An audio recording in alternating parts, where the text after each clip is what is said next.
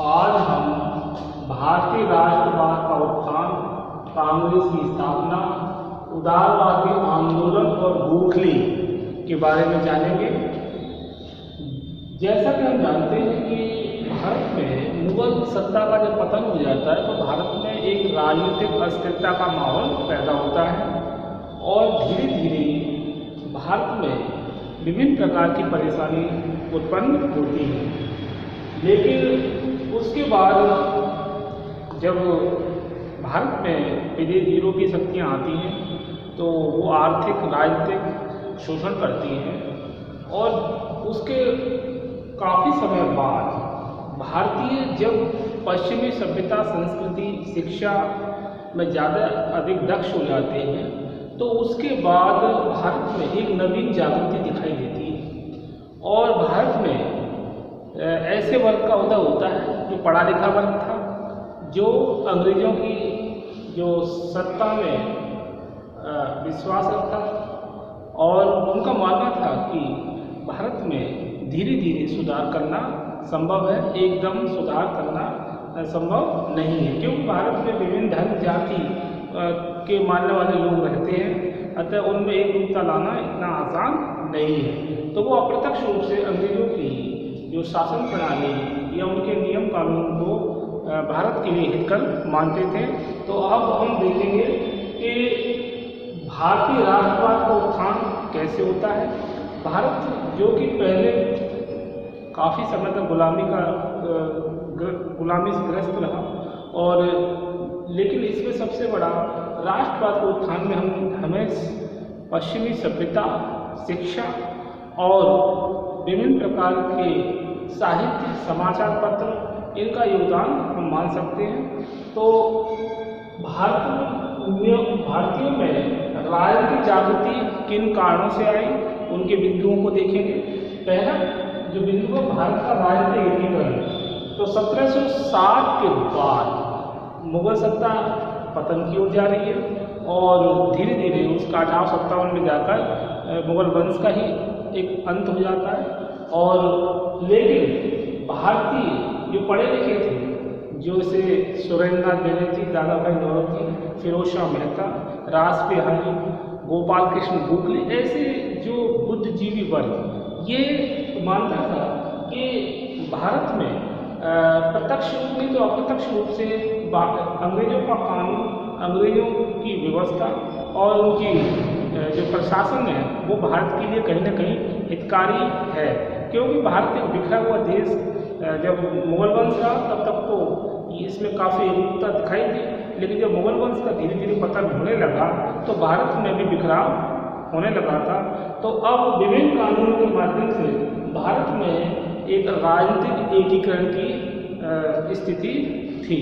तो पढ़ा लिखा वर्ग, शिक्षित वर्ग, बुद्धिजीवी वर्ग अंग्रेजों में आस्था रखता था और भारत का राजनीतिक एकीकरण धीरे धीरे होता गया, क्योंकि भारत में उदारवादी और उग्रवादी ये दो विचारधाराएं पनपी, जिसमें उदारवादी अंग्रेजों से अन्य भिन्न और उनके द्वारा किए कार्यों में आस्था रखते थे, जबकि उग्रवादी ऐसा नहीं थे। वो चरम मतलब एकदम मांगने में और छीनने में विश्वास रखते थे। नंबर 2, धर्म सुधार आंदोलन ने भी भारत में राजनीतिक जागरण का काम किया, क्योंकि जैसे राजा राममोहन राय, स्वामी दयानंद सरस्वती और स्वामी विवेकानंद, ऐसे रविन्द्रनाथ टैगोर, इन्होंने धर्म के क्षेत्र में बहुत सारी कुरीतियाँ और विभिन्न बुराइयाँ जो व्याप्त थी उनको दूर करने पर विशेष बल दिया। उनका मानना था कि जब तक धार्मिक क्षेत्र में सुधार नहीं होंगे तब तक भारतीयों के मन को स्वच्छ नहीं किया जा सकता, क्योंकि विभिन्न कर्मकांड, आडंबर, मूर्ति पूजा, भाग्यवाद, ये सब ऐसी जो बुराइयां हैं जो भारतीय समाज को रोगग्रस्त बनाए हुए हैं। तो धर्म सुधार आंदोलन ने भी महत्वपूर्ण योगदान दिया, जिसमें धर्म समाज और आर्य समाज का हम बहुत योगदान मान सकते हैं। नंबर 3, पाश्चात्य शिक्षा का विकास। पश्चिमी सभ्यता का पाश्चात्य शिक्षा धीरे धीरे बढ़ती गई, जैसे कि लॉर्ड मैकाले ने अपनी नीति में यही कहा था कि अंग्रेजी माध्यम से भारत में शिक्षा दी जाए और और जिससे कि जो शिक्षित भारतीय होंगे वो मन से तो अंग्रेज विचारधारा के और शरीर से भारतीय होंगे। तो ऐसा ही भविष्य में दिखाई देता है। और जो भारतीय जो बुद्धिजीवी वर्ग था वो अंग्रेजों की नीतियों में आस्था रखने लगा था। तो पाश्चात्य शिक्षा का विकास अधिक होने की वजह से भी भारतीयों में एक राजनीतिक जागृति आई। इसके बाद प्रजाति विवेक की नीति। प्रजाति विवेक की नीति ये भी अंग्रेज एक तरह से देखा जाए अप्रत्यक्ष रूप से भारतीयों में एकता लाने में इसने महत्वपूर्ण भूमिका निभाई। हालांकि 1857 के विप्लव के बाद इंग्लैंड सरकार ने बहुत अधिक सुधार कार्य किए, लेकिन उन सुधार कार्यों में नफरत की भावना छिपी हुई थी। जो कह रहे थे, जो कहा गया था, मतलब ये कहा गया था कि इतना अधिक उदारता से मतलब शासन चलाया जाएगा और पहले जैसी कठोरता नहीं रखी जाएगी, लेकिन ऐसा हुआ नहीं। तो प्रजाति विवेक की नीति ने, जो इंग्लैंड सरकार की नीति थी, उसने भी भारतीयों में राजनीतिक एकता जागृत करने में महत्वपूर्ण भूमिका निभाई। फिर इसका नंबर 5 राजनीतिक संस्थाओं का योगदान। तो राजनीतिक संस्थाओं में हम भूमि धारकों की समिति और इंडियन एसोसिएशन, ये ऐसे संस्थान थे जिन्होंने भारतीयों में एक तरह से राजनीतिक जागरण का काम किया, क्योंकि किसान, मजदूर, दस्तकार, कारीगर, इन सब की अपनी अपनी समस्याएं थी और इन समस्याओं का निराकरण इन राजनीतिक संस्थाओं के माध्यम से ही संभव हो पाया। इसके बाद है समाचार पत्रों तथा साहित्य का विकास। समाचार पत्र साहित्य में जैसे कि हम देखते हैं कि बंगाल गजट, इंडियन मिरर, अमृत बाजार पत्रिका, द हिंदू, द केसरी, ये ऐसे अखबार थे जिन्होंने लोगों में जन जागृति पैदा की, राजनीतिक चेतना को बढ़ाया। और राजा राम मोहन राय और स्वामी दयानंद सरस्वती के जो भी उन्होंने साहित्य रचना की, उसको भी पढ़कर भारतीयों में एक नवीन जागृति पैदा हुई। आर्थिक शोषण की नीति। ये आर्थिक शोषण की नीति तो अंग्रेजों की पहले से ही चली आ रही थी और क्या राजा, क्या किसान, क्या मजदूर, सभी के प्रति एक जैसा ही बर्ताव था। और जमींदार वर्ग जो पहले पसंद रहता था वो भी अब नाराज हो गया था। और धीरे धीरे जो औद्योगिक क्रांति के कारण भारत से जो कच्चा माल इंग्लैंड ले जाया जा रहा था, उससे भी भारत में कारीगर, मजदूर, किसान, दस्तकारों के लिए कच्चा माल पैदा मतलब मिल नहीं पाता था, जिससे कि उनके जो कुटीर उद्योग धंधे थे वो भी समाप्त हुए, जिससे कि जनता में असंतोष व्याप्त हुआ। और धीरे धीरे वो असंतोष तो व्याप्त हुआ, लेकिन लोगों को यह, भारतीयों को ये पता लग गया कि अंग्रेज उनका आर्थिक हित नहीं चाहते हैं, वो उनका शोषण ही करना चाहते हैं और करते रहे। इसके बाद लॉर्ड लिटन की नीति। लॉर्ड लिटन की प्रतिक्रियावादी नीति ने और अधिक विरोध को बढ़ा दिया था, क्योंकि लॉर्ड लिटन ये नहीं चाहता था कि भारतीय जो है वो शिक्षा के क्षेत्र में और अधिक उन्नति करें और वो अधिक से अधिक उच्च पदों पर बैठें। इसके लिए लॉर्ड लिटन ने क्या किया कि सिविल सर्विस की जो परीक्षा की प्रवेश परीक्षा, सिविल सर्विस प्रवेश परीक्षा की जो आयु थी उसे 21 से घटाकर 19 वर्ष कर दिया। इससे क्या हुआ कि बहुत से भारतीय नाराज हुए और ये लॉर्ड लिटन की नीति ने भी राजनीतिक जागरण में अपनी भूमिका अदा की। इसके बाद है इलवर्ट बिल विवाद। इलवर्ट बिल विवाद, इलवर्ट ने इस बिल में भारत में रहने वाले यूरोपियनों के विरुद्ध अभियोगों की सुनवाई करने का अधिकार भारतीय मजिस्ट्रेटों को देने की व्यवस्था की। मतलब इलवर्ट ये चाहते थे कि जैसे भारतीयों पर जो मुकदमे हैं वो अंग्रेजी अदालतों में चल रहे हैं, तो फिर यूरोपियन जो दोषी हैं उनके भी मुकदमे भारतीय मजिस्ट्रेटों को देने की व्यवस्था इलवर्ट बिल के अंतर्गत इलवर्ट ने की। और इसे अंग्रेजों ने इसका विरोध किया और इसे काला कानून बताया कि ये तो किसी भी तरीके से उचित नहीं है। तो इस जब बिल का विरोध हुआ, इलवर्ट बिल का, तो इसका जनता पर एक ये सकारात्मक प्रभाव पड़ा कि लोगों को ये लगा कि अंग्रेजों की कैसी भेदभावपूर्ण नीति है, मतलब हम पर हर तरह के दंड और नियम कानून लागू होते हैं और अंग्रेज अपने आप को बचा रहे हैं। वो एक पारदर्शिता न्याय प्रणाली में नहीं लाना चाहते हैं। इससे भी लोगों भारतीयों में राजनीतिक चेतना उत्पन्न हुई। इसके बाद देखते हैं भारतीय राष्ट्रीय कांग्रेस की स्थापना। तो भारतीय राष्ट्रीय कांग्रेस की स्थापना में एलन ऑक्टेवियन हुक का महत्वपूर्ण मतलब योगदान माना जाता है। उन्होंने इसकी स्थापना 1885 ईस्वी में की। तो हुक का मानना था कि भारतीयों के लिए एक ऐसा मंच बनाया जाए जिससे कि भारतीयों का जो असंतोष है, जो उनके मन में अंग्रेजों के प्रति विरोध की भावना है, उसको कम किया जाए। क्योंकि ह्यूम अच्छी प्रकार से जानते थे कि 1857 में जो लोगों की भावनाओं को दबाया गया वो एक क्रांति के रूप में, प्रतिरोध के रूप में फूटा। अगर ऐसे ही भारतीयों को उनके विचारों, उनकी समस्याओं को नहीं जाना जाएगा तो आगे आने वाले समय में और भी परेशानियां खड़ी हो सकती हैं। इसीलिए हुक ने भारतीय राष्ट्रीय कांग्रेस की स्थापना में अपना महत्वपूर्ण योगदान दिया। तो राष्ट्रीय कांग्रेस की स्थापना से यह ऐसा मंच भारतीयों को मिला जिससे कि भारतीय अपनी समस्याओं को धीरे धीरे रखने लगे। कांग्रेस का प्रथम अधिवेशन 1885 ईस्वी में प्रारंभ हुआ। उमेश चंद्र बैनर्जी ने कांग्रेस के निम्नलिखित उद्देश्य बताए। मतलब प्रथम अधिवेशन को 1885 में और उमेश चंद्र बैनर्जी ने कांग्रेस के निम्नलिखित उद्देश्य बताए। जैसे नंबर 1, सारे भारतवर्ष में देश के हित में काम करने वाले लोगों का आपस में संपर्क बढ़ाना, उनमें मित्रता की भावना उत्पन्न करना। नंबर 1। नंबर 2, व्यक्तिगत मित्रता और मेल जोल के द्वारा, व्यक्तिगत मित्रता और मेल जोल के द्वारा जाति पात के भेदभाव, वंश, धर्म और प्रांतीयता की संकीर्ण भावना को नष्ट करना।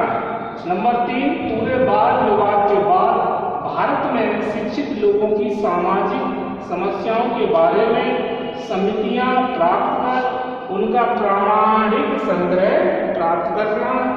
और नंबर 4, उन तरीकों पर विचार करना जिनके अनुसार आने वाले 12 महीनों में राजनीतिक देश हित के लिए कार्य करेंगे। तो ये थे कांग्रेस अधिवेशन में उमेश चंद्र बैनर्जी ने जो उद्देश्य बताए, वो ये उद्देश्य थे।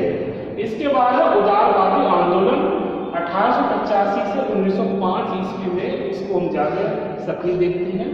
दादा भाई नौरोजी, सुरेंद्रनाथ बैनर्जी, फिरोज शाह मेहता और रास बिहारी बोस ये उदारवादी आंदोलन के प्रमुख नेता माने जा सकते हैं। क्योंकि इनकी आस्था अंग्रेजों की न्याय प्रणाली में थी।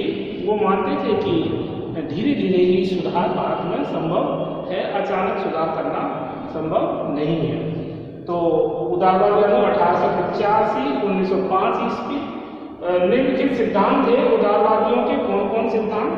ब्रिटिश शासन के प्रति भक्ति भावना। तो जो उदारवादी जो भारतीय नेता थे या बुद्धिजीवी वर्ग था, वो ये मानता था कि ब्रिटिश सत्ता इतनी खराब नहीं है, क्योंकि भारत को एक राजनीतिक नेतृत्व की जरूरत भी थी। क्योंकि पहले तो भारत सुल्तानों के सल्तनत काल में सुल्तानों के अधीन था, मुगल काल में मुगलों के। इसके बाद जब अंग्रेजों ने धीरे धीरे अपनी जड़ें जमानी शुरू कर दी तो अंग्रेज नए नए कानून भी लेके आए और यहाँ पे अदालतें भी स्थापित की। तो जो उदारवादी मानते थे कि भारत में इतने बड़े विशाल देश को एक नेतृत्व की भी जरूरत है, कानून की भी जरूरत है। और ऑलरेडी उन्होंने तो कांग्रेस की स्थापना में अच्छी भूमिका निभाई, तो उनको लगने लगा उदारवादियों को कि भारत में अंग्रेज पूर्ण रूप से भारत के दुश्मन नहीं है, वो कुछ न कुछ सुधार करना चाहते हैं और भारत एक विभिन्नताओं का देश है, इसमें आसानी से सुधार करना संभव भी नहीं है। तो ब्रिटिश शासन के प्रति भक्ति भावना बढ़ती गई। क्रमिक सुधारों में विश्वास, तो उदारवादी ये मानते थे कि भारत में धीरे धीरे सुधार किए जाना संभव है, अचानक सुधार संभव नहीं है, क्योंकि विशाल देश में नीति को लागू करना इतना आसान भी नहीं है।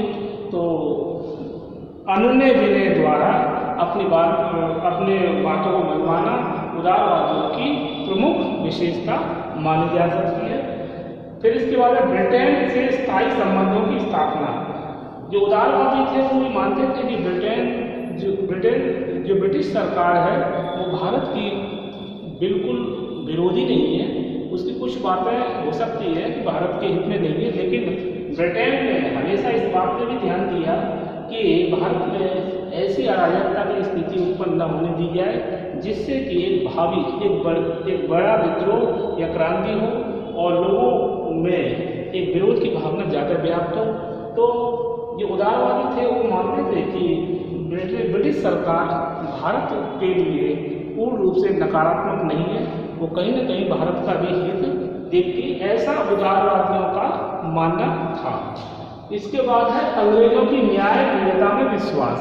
तो उदारवादी और बुद्धिजीवी जो थे वो अंग्रेजों की न्यायप्रियता में विश्वास रखते थे। उनका मानना था कि अंग्रेजों के द्वारा बनाए गए कानून और नियम ये कहीं न कहीं भारतीयों के लिए हितकारी है, क्योंकि भारत में अगर अपराधीकरण अधिक बढ़ रहा था और उसको नियंत्रण रखने के लिए एक बड़े न्यायालय और एक कठोर शक्ति की आवश्यकता थी, जो कि अंग्रेजों के रूप में उन्हें दिखाई देती थी।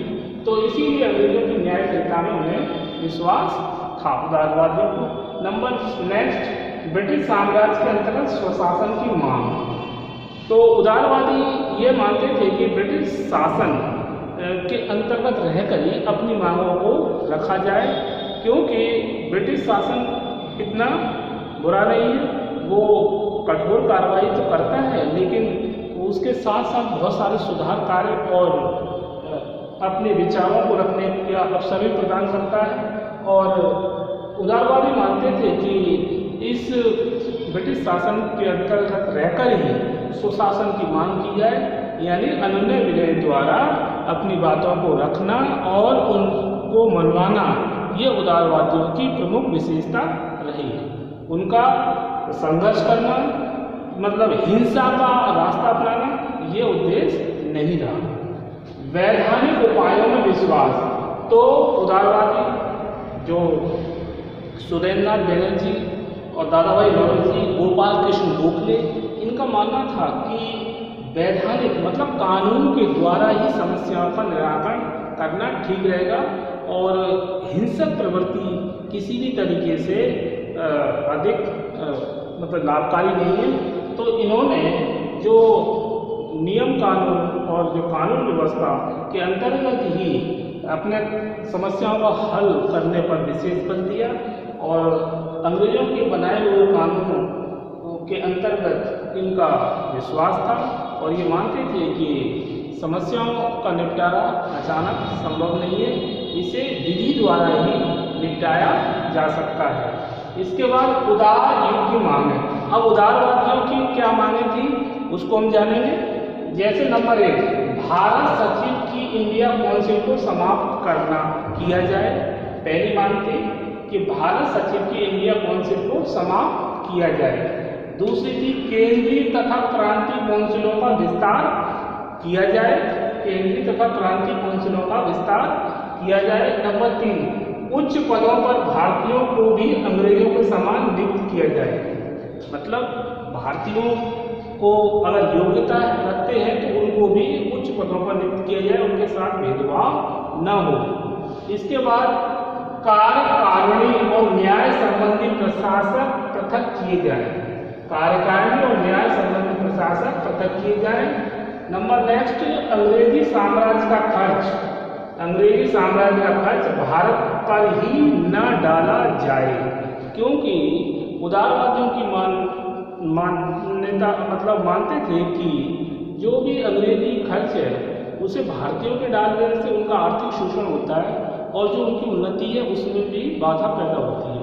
तो उन्होंने ये मांग रखी ब्रिटिश शासन से कि जो खर्च है उसे पूरा पूरा भारतीयों पर ही न डाला जाए। इसके बाद भू राजस्व को कम किया जाए, नमक कर को घटाया जाए। अब भू राजस्व दर में वृद्धि करना और रैयतवाड़ी मालवाड़ी व्यवस्था के माध्यम से बहुत सारे मतलब अतिरिक्त टैक्स लिए जाने लगे और भू राजस्व बंदोबस्त के द्वारा किसानों का आर्थिक शोषण अधिक बढ़ गया था। तो उदारवादियों ने इस बात पर बल दिया कि इस भू राजस्व में जो टैक्स जो वसूले जा रहे हैं, कर वसूले जा रहे हैं, उसको कम किया जाए और नमक कर को घटाया जाए, क्योंकि नमक एक जन साधारण एक आम आदमी की जरूरत थी। नंबर नेक्स्ट, भारत में कुटीर उद्योगों को बढ़ावा दिया जाए।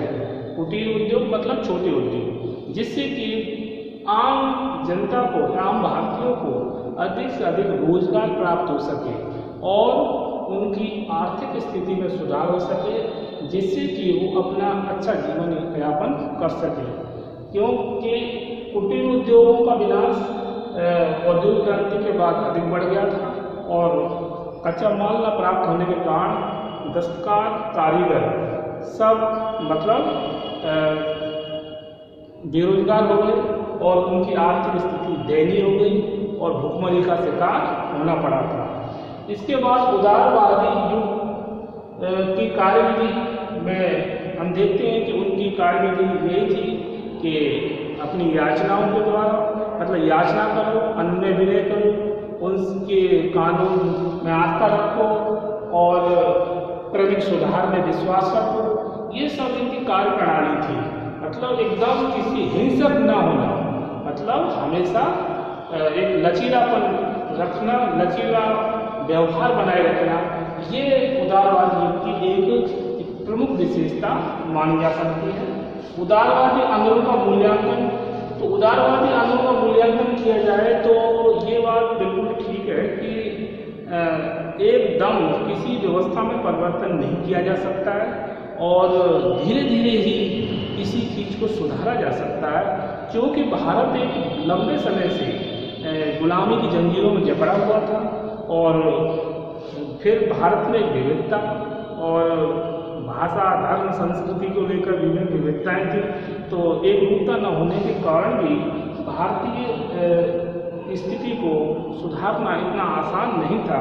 तो इसीलिए विभिन्न बुद्धिजीवी वर्ग और उदारवादियों ने उदार अंग्रेजों के प्रति उदार नीति अपनाना ही महत्वपूर्ण मतलब एक निर्णय माना जा सकता है। तो उदारवादी आंदोलन का मूल्यांकन में हम ये देख सकते हैं कि ये उदारवादियों की नीति अच्छी थी और उन्होंने धीरे धीरे अपनी मांगों को मनवाया। फिर देखते हैं गोपाल कृष्ण गोखले 1866 से 1915 ईस्वी। गोपाल कृष्ण गोखले का जन्म 9 मई 1866 ईस्वी में महाराष्ट्र के रत्नगिरी के एक कोतलुक ग्राम में हुआ था। तो गोपाल कृष्ण गोखले का जन्म कहाँ हुआ? 1866 में महाराष्ट्र के रत्नगिरी के कोतलुक ग्राम में हुआ था। गोखले भी एक उदारवादी थे और वो भी अंग्रेजों की क्रमिक सुधारों के पक्ष में थे।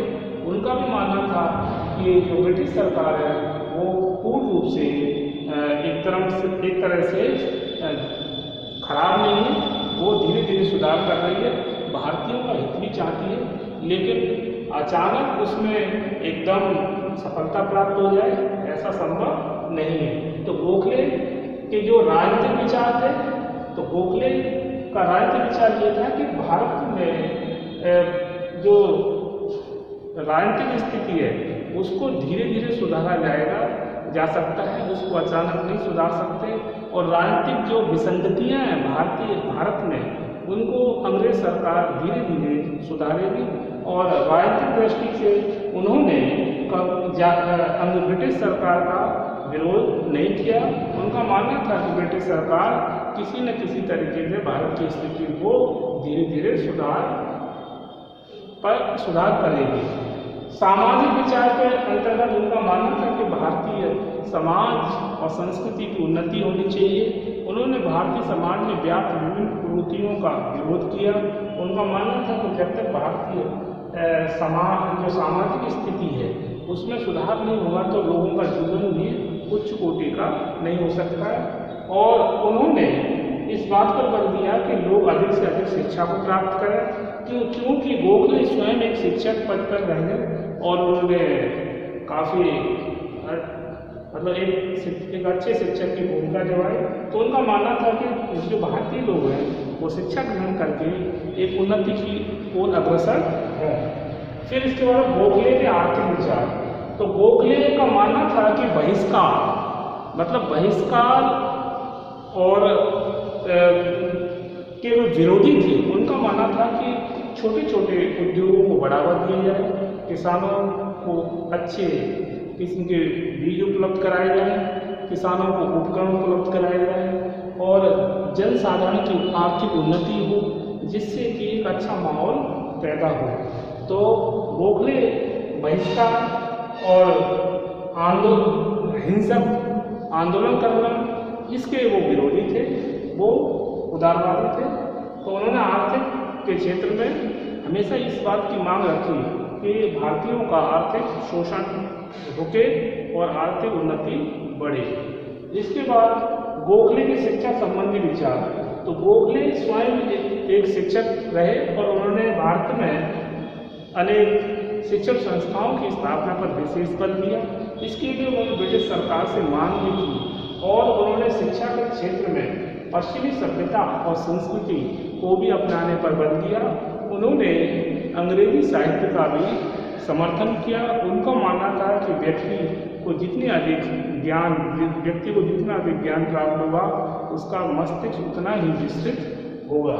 तो गोखले की शिक्षा संबंधी सुधार कार्य भी हमें देखने को मिलते हैं। गोखले का मूल्यांकन। तो गोखले ने भारतीय राजनीति में अपनी महत्वपूर्ण भूमिका निभाई और उन्होंने भारतीयों के लिए विभिन्न सुधार कार्यों को करने के लिए ब्रिटिश सरकार से आग्रह भी किया, उदारवादी नीति को अपनाते हुए। अब गोखले का वसीयतनामा। अब वसीयतनामा क्या है गोखले का, उसको जानेंगे। लॉर्ड विलिंगडन के आग्रह पर गोखले ने 1915 ईस्वी में भारत के भावी संवैधानिक सुधारों का सुझाव प्रस्तुत किया। यानी किसके सुझाव पर? लॉर्ड विलिंगडन के आग्रह पर गोखले ने 1915 ईस्वी में भारत के भावी संवैधानिक सुधारों का सुझाव प्रस्तुत किया, जिसे गोखले का राजनीतिक वसीयतनामा कहा जाता है। क्या कहा जाता है? राजनीतिक वसीयतनामा। गोखले ने सुझाव दिया कि भारत के प्रत्येक प्रांत में इंग्लैंड की सरकार द्वारा गवर्नर नियुक्त किया जाए। क्या सुझाव दिया गोखले ने? गोखले ने सुझाव दिया कि भारत के प्रत्येक प्रांत में इंग्लैंड की सरकार द्वारा गवर्नर नियुक्त किया जाए। ये था गोखले का वसीयतनामा। तो आज हमने भारत में राजनीतिक जागरण के कारणों के बारे में जाना। इसके बाद भारतीय राष्ट्रीय कांग्रेस की स्थापना और प्रथम अधिवेशन में क्या उमेश बैनर्जी ने उद्देश्य बताए थे उनके बारे में, उदारवादी आंदोलन के बारे में जाना और उनके क्या क्या सिद्धांत थे उदारवादियों के, उसके बारे में देखा। और उदार युग की क्या क्या मांगे रही उनको जाना। उदारवादियों की कार्यविधि, उदारवादियों का मूल्यांकन, गोपाल कृष्ण गोखले और उनके विचारों को हमने समझा और गोपाल कृष्ण गोखले के वसीयतनामा के बारे में भी जाना। आज बस इतना ही इस वीडियो में, इसके आगे नेक्स्ट वीडियो में। ओके।